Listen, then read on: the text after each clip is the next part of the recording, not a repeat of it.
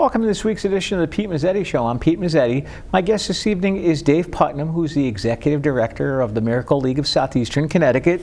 Mr. Putnam. Pete, thanks for having me Hi, back. Dave. How are you, buddy? Good to see you. Things are awesome. Good to see you as well. It's been a while. It's been a couple months, but I'd like to come back, and I know. I enjoy coming on your show, and I know. It's great to be able to promote Actually, our it's been activities. about a month. I saw you at the board meeting last month. Oh, you did? Yeah. I sat next to you. Yeah, a couple months since I've been here. Exactly. But, So, Dave, what's new with the Miracle League? So, we provide opportunities for kids with disabilities to participate in recreational opportunities. In the summer of 2020, we finished our construction of our phase one, which included a fully accessible athletic field for kids with disabilities. And so we're excited that we're opening, and that we did open, and we had a ribbon cutting.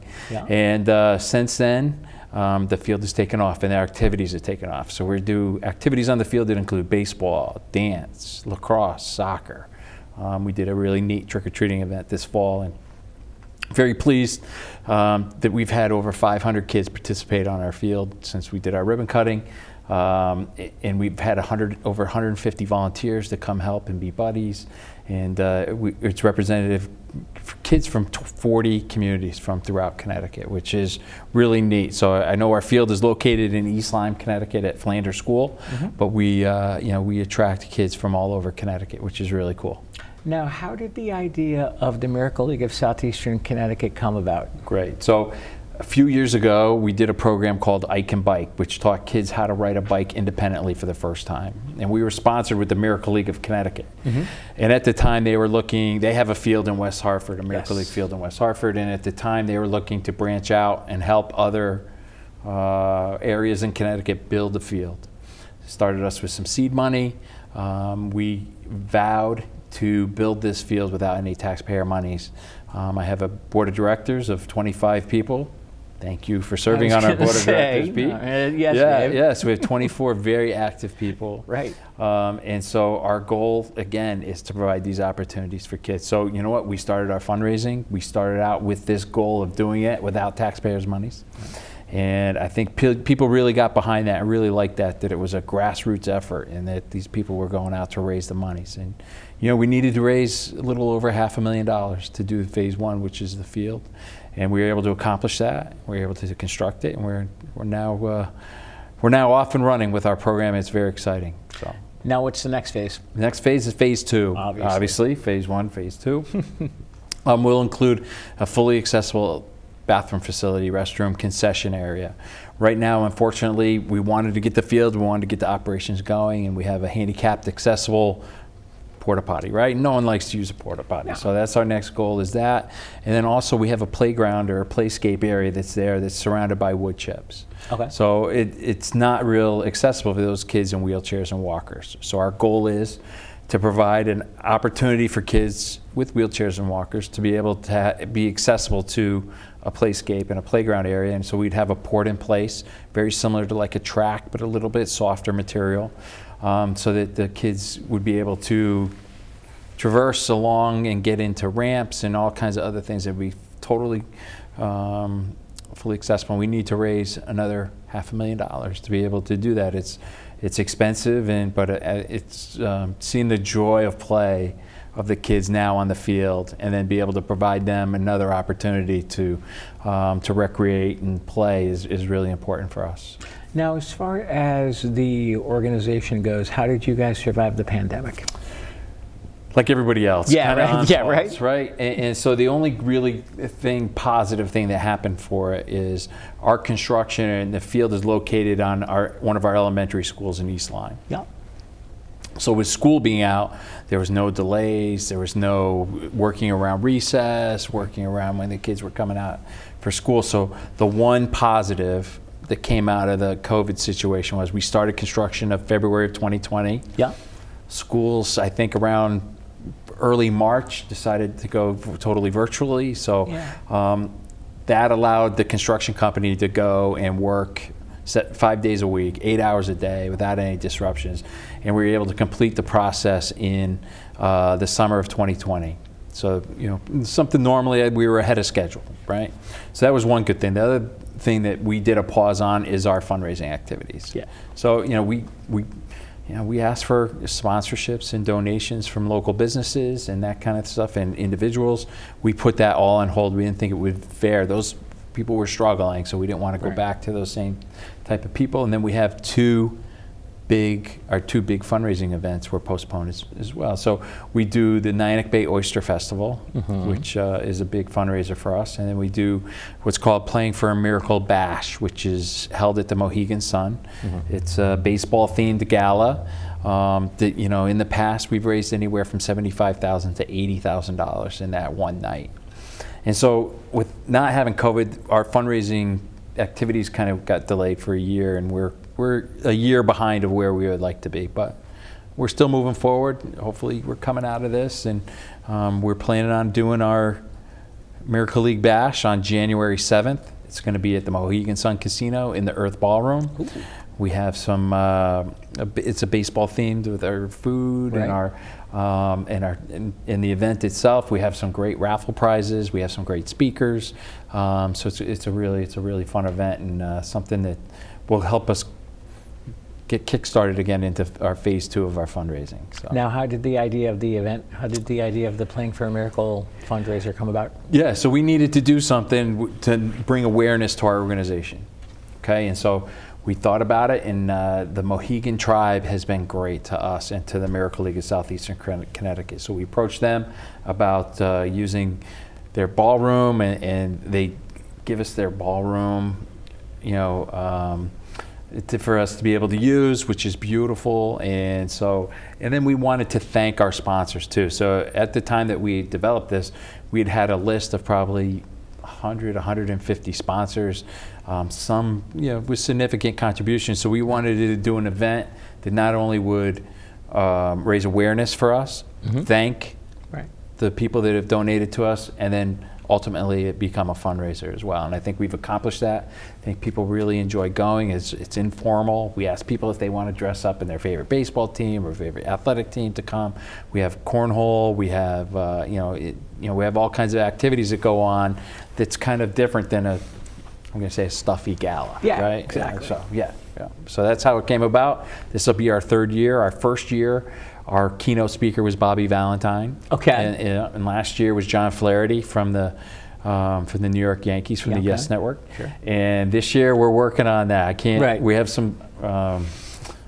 We don't know. We have some irons in the fire, I guess, exactly. but we just don't know who we're going to get yet. But stay tuned for details. Yes, absolutely, absolutely. Stay tuned for details. Yes. Everything's being worked out as we speak. I'm assuming. Absolutely. So what time is the gala? The gala starts at 6 o'clock. Okay. And it's a completely open bar. We have good food. We're trying to arrange for a batting cage to be there, a virtual batting cage. So if people wanted to go and take some cuts, they can. And we want to make it fun for people, and it's something memorable for people. Absolutely. Instead of your basic where you sit and dress up and that kind of thing. We wanted to make it fun and make it a good night for everybody. So. Most important question that we haven't covered yet. Tickets, how much? Tickets are $150. Okay. Again, it includes open bar for 4 hours, all the food and drink, all the food and dessert and everything that goes on, and then a portion of that obviously goes to us because it is a fundraiser for us, right? And to be able to do that, we also have sponsorships available, so you can buy a table.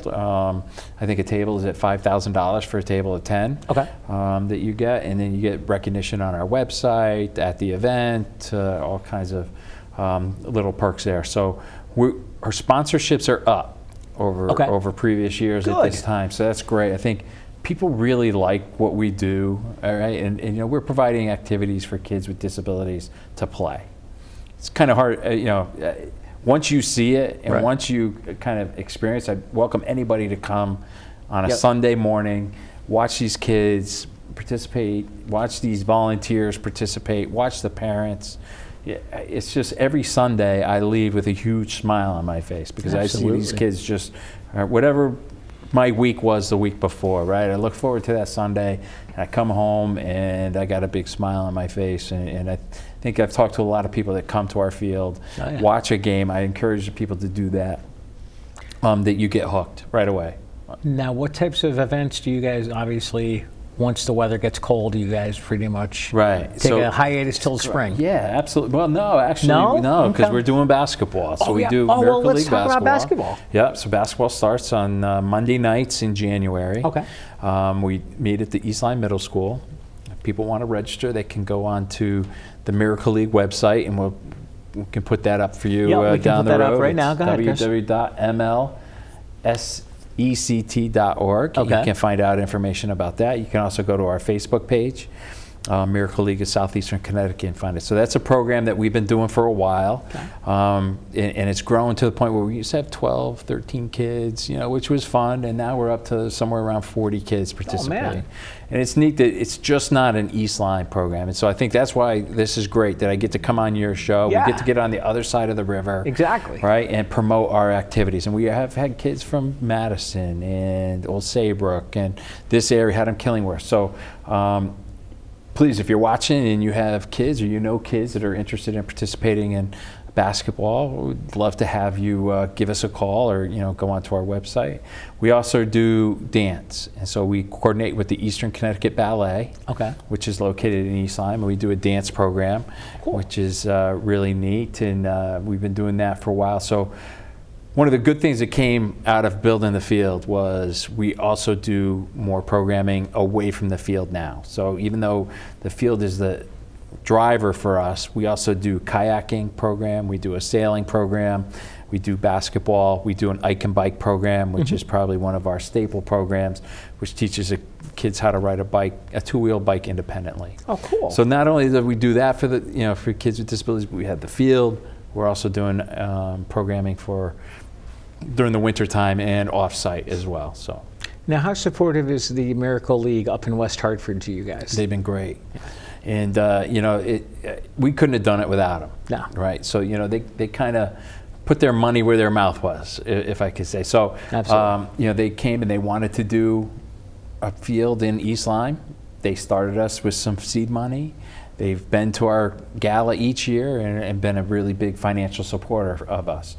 It's neat now that we were the second field in Connecticut. There's now a group in Tolland that's looking to build a field there, and that'll be the third field in Connecticut, Miracle League field. So it's kind of neat to see the Miracle League of Connecticut start spreading their tentacles throughout the whole state, and then putting fields in different parts of the state as well. So it's cool. Dave Putnam, would you mind sticking around for another segment? No, all right, we'll be right back. Get it. Get it. Get it. Get it. Get it. Get it.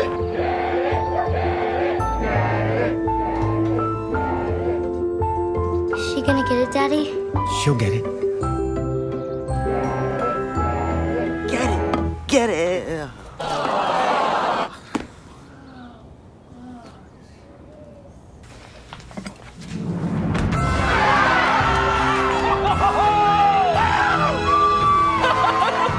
When you bring home a Goodwill find, you give your whole town a reason to celebrate because you're also funding local job training and placement programs in tech, healthcare, and more.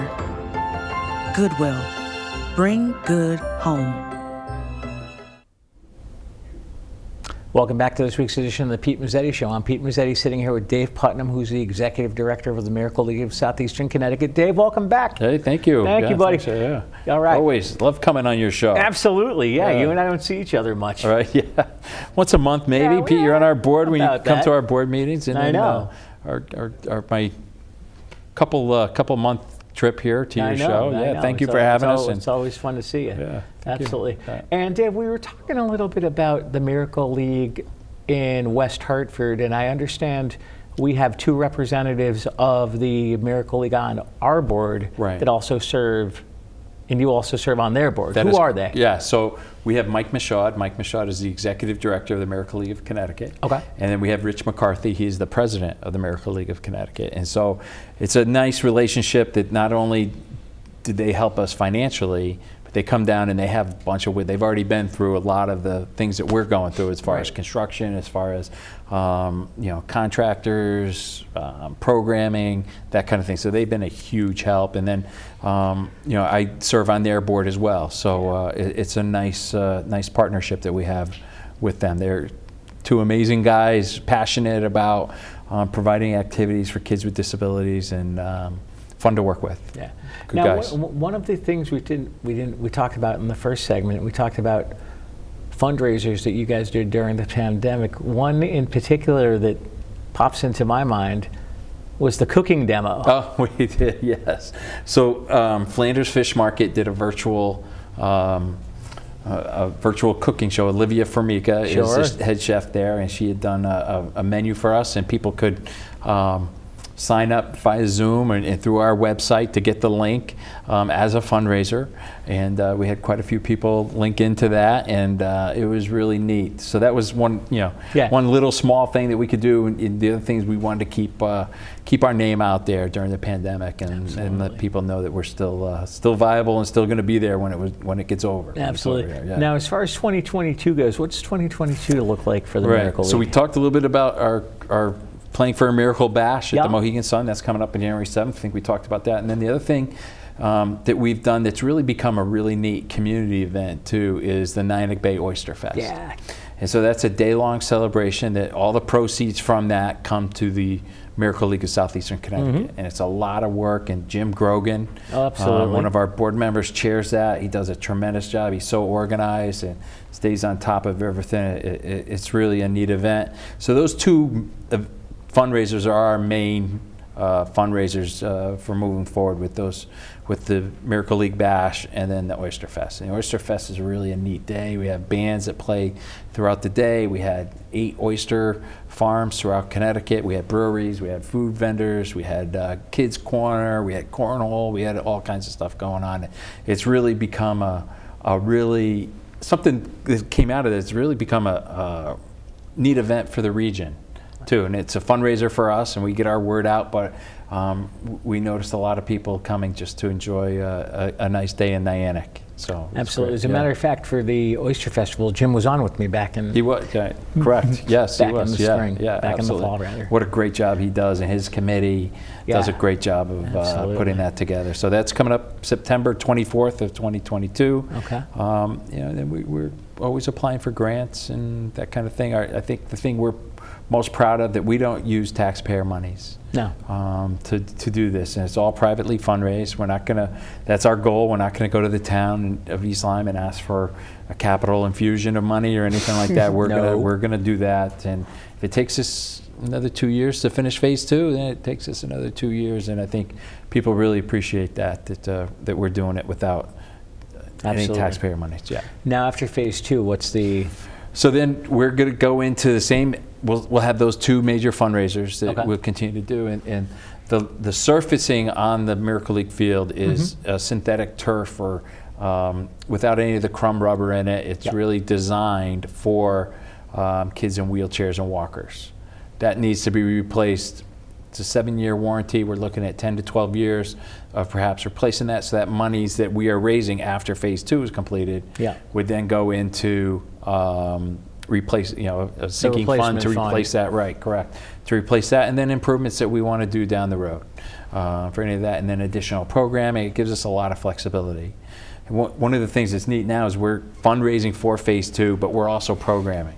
Okay. Right, so our workload's gone up a little bit. Absolutely, all right. Right, because before we were all just fundraising, but now we're fundraising, we're programming, we're doing all this, and we're all completely volunteers. Right. And so it's exciting, but it is, and I'm lucky that I have a great board that is, some people serve on boards sometimes and they're not very active. Right. I have a board that is extremely active. Oh, absolutely. They volunteer, they step up when they need it, they chair different committees, they, for example, our Pandy Wohler does, she couldn't come tonight, but she is the chair of the Playing for a Miracle Bash, and we talked about Jim and the Oyster Fest, and then we have a communications committee, and we have all kinds of people doing a lot of good stuff for us. Absolutely, absolutely. So what other programs do we want to talk about? Well, I can't believe baseball is to me is the number one thing there, and to see the kids start hitting off a tee, right? When we first started, I would say probably 75% of our kids were hitting off of a tee. It's really neat. No one this fall in our fall league hit off of a tee. They were all hitting off of live pitching. Really? Which was really cool. Oh, yeah, cool. And just to see the kids' confidence level, is really cool. And we're always looking for different programming, options. We have a couple of dance, like we mentioned, Eastern Connecticut Ballet does it, and Studio 22 Dance in East Lyme does a dance program for us. We had someone approach us about doing Zumbini, which is a combination of Zumba and yoga for younger kids. All right. And they're certified in that. So we're always open to any types of program that, just expose as many kids as possible to as many different programs and opportunities. And, I think we're doing a good job at hitting those sports, those common sports with baseball. And actually we did a kickball program, which was really cool. And cool. Who knew, kickball, I kind of, all right, let's try it. And, we had 27 kids registered for kickball. So it was great. Yeah. And then, lacrosse and soccer and whatever, the trick-or-treating event was great. Yeah, let's talk about that. So this fall, our first time, we kind of stole the idea from West Hartford.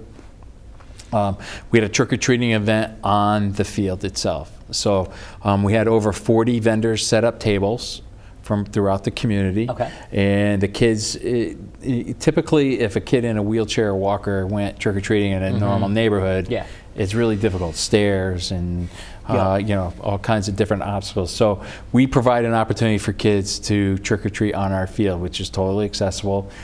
Kids in wheelchairs and walkers, and they had a great time. So we had 40 vendors. We had approximately 200 kids come and have a really neat trick-or-treating event on Halloween. And so those are the types of programs that kind of have evolved, and we're looking at movie nights to have on the Miracle League field, and it's just been, it's open. We're wide open. We're open for suggestions. Anybody out there has a suggestion or wants to do a program for us, give us a call, and we'll try to hook something up. So. Now, as far as the programs, once the weather gets warmer in the spring, that's probably going to be lacrosse. Baseball, lacrosse, and kickball we did, and then dance. So it was really neat. Sundays were Miracle League Day at the field. And so we thought, we tried it, and it worked out great. So we had baseball in the morning, kickball comes in at noon, lacrosse at 2:30, dance comes in after, and it's a full day. So we have scheduled on that field from 9 a.m. to 5:30 p.m. We have activities going all day, and I think we had 110 kids somewhere in that neighborhood participate on Sundays. Oh, excellent. Right, and we mentioned they're coming from all over. Yeah. So please spread the word if you're from this side of the river. We talked about it a little bit before, and we're trying to reach out to all the way to the Rhode Island border and into Rhode Island, and we want to welcome everybody to our field. So now, one thing we didn't mention is if there's an activity and it goes past dark, are there lights on the field? There are not lights, and that was part of the zoning. The zoning thing. We didn't want to get into that, into that type of situation. It's a modified field, which really neat. So everything's during the day. Everything's during the day, and what's neat is when it's not being used for adaptive sports, the Little League and the soccer club all get out there and use it. So it's my thing is I want the community fundraise for it. They provide it. I'm going to keep it open. We don't have any locks on the gates. If people want to go and have a kickball game on there, it's open. If they want to do wiffle ball, they can go play wiffle ball there. There you go. Your fathers bring their kids down for batting practice. It's really become a really neat additional inventory to our park system in East Lyme, and it's something we're proud of. So. And what people don't know about Dave Putnam is the Miracle League of Southeastern Connecticut is not your day job. It is not. What do you do? I am the Parks and Recreation Director for the town of East Lyme. And I think I knew that. Yeah. So this has given me a unique opportunity to do both. And so when we fundraised for it, our first selectman was great, Mark Nickerson at the time, allowed me to do Miracle League work on Park and Rec time because it is a volunteer position.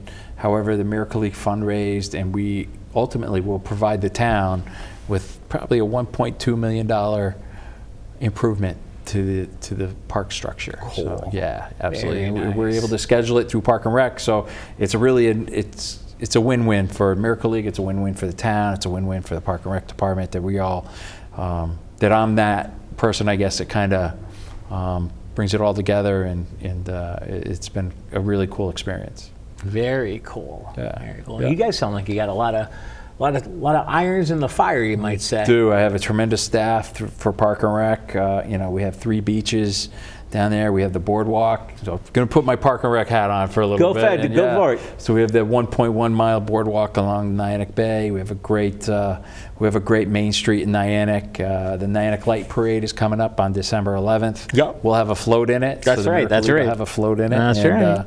So that's our 33rd year of the Light Parade, and it's a great community. It really is fun to work in, and they're very supportive not only of the Miracle League but also of the Park and Rec department. It's been Dave Putnam, before we say goodnight, really quick website for the Miracle League one more time. Go yes, ahead. please. Go. www.mlsect.org. Dave Putnam from the Miracle League. Thanks for some Pete, time, buddy. thank you for having me. See you Appreciate soon. it. You got it. You got it. On behalf of Dave Putnam, I'm Pete Mezzetti. Thanks, good night, and we'll see you next time.